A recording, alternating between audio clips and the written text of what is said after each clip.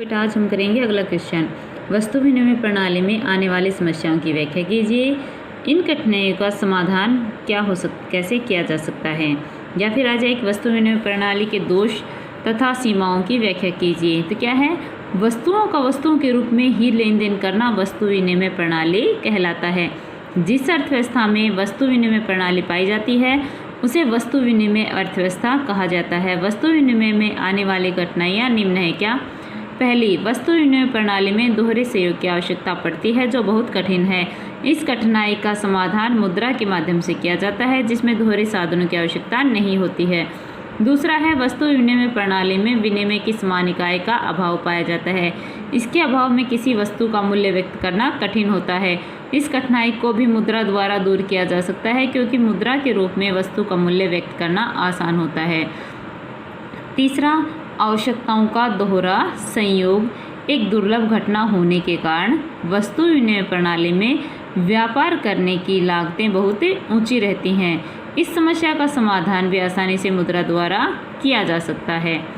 चौथा है, वस्तु विनिमय प्रणाली में धन के संचय की समस्या आती है क्योंकि वस्तुएं नाशवान होती हैं और इस समस्या का समाधान भी आसानी से मुद्रा द्वारा ही हो सकता है। हम पैसे को स्टॉक कर सकते हैं, मनी को, लेकिन हम किसी भी चीज़ को स्टॉक नहीं कर सकते क्योंकि एक टाइम पीरियड के बाद वो खराब हो जाती है।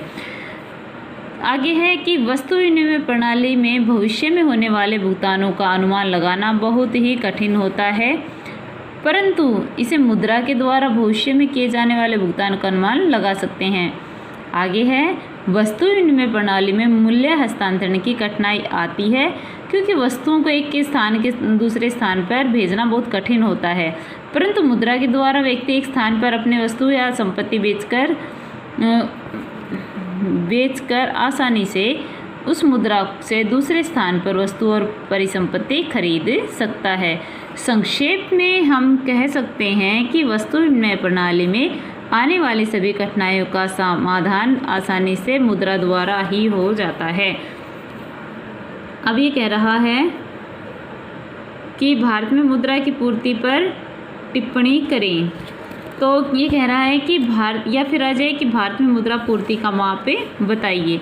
तो दोनों में से कोई भी क्वेश्चन आ जाए, आंसर यही है क्या कि भारत में रिजर्व बैंक द्वारा मुद्रा की पूर्ति में लोगों के पास करेंसी, बैंकों की मांग जमा, समय जमा तथा डाकखानों की जमा को शामिल किया जाता है। देश का मौद्रिक अधिकारी व केंद्रीय बैंक मुद्रा की पूर्ति में परिवर्तन करके अपने आर्थिक लक्ष्यों की प्राप्ति का प्रयत्न करता है। रिजर्व बैंक ने मुद्रा की पूर्ति के माप के संबंध में निम्न 4 धारणाएं प्रतिपादित की है।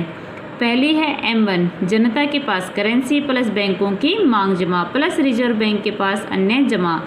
दूसरा है M2, M1 प्लस डाकखानों के बचत बैंक खातों की जमा।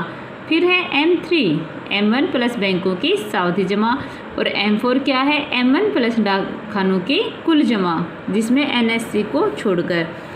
फिर कह रहा है कि भारत में नोट जारी करने की क्या विधि है या भारत में मुद्रा की पूर्ति कौन करता है या नोट जारी करने की न्यूनतम कोष प्रणाली की व्याख्या कीजिए। तो क्या है, वर्तमान समय में मुद्रा की पूर्ति सरकार, केंद्रीय बैंक और व्यापारिक बैंक करते हैं। भारत में 1 रुपये का नोट भारत का वित्त मंत्रालय जारी करता है। बाकी सभी नोट RBI द्वारा जारी किए जाते हैं।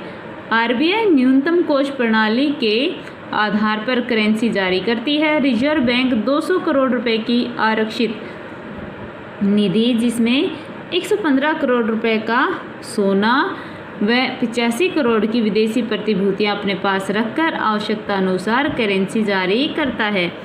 भारत में पाई जाने वाली मुद्रा एक साख मुद्रा है क्योंकि इसे जारी करने वाली संस्था इस मुद्रा को सोने या चांदी में परिवर्तित नहीं कर सकती। भारत में व्यापारिक बैंक मांग जमा के आधार पर साख अथवा मुद्रा की पूर्ति का निर्माण करते हैं। RBI की मौद्रिक नीति के अनुसार ही व्यापारिक बैंकों को मुद्रा की पूर्ति का संकुचन व विस्तार करना पड़ता है। आगे है, उच्चबल युक्त मुद्रा या हाई पावर मुद्रा की धारणा को समझाइए। तो क्या है, हाई पावर मनी वह मुद्रा है जिसका निर्माण रिजर्व बैंक तथा सरकार द्वारा किया जाता है तथा जिसे जनता एवं बैंक अपने पास रखते हैं। इस मुद्रा का ज़्यादातर भाग रिजर्व बैंक द्वारा जारी नोटों के रूप में जारी किया जाता है। केवल थोड़ा सा भाग ही सरकार द्वारा सिक्कों व 1 रुपये के नोटों के रूप में जारी किया जाता है। तो उज्ज्वल युक्त मुद्रा क्या है?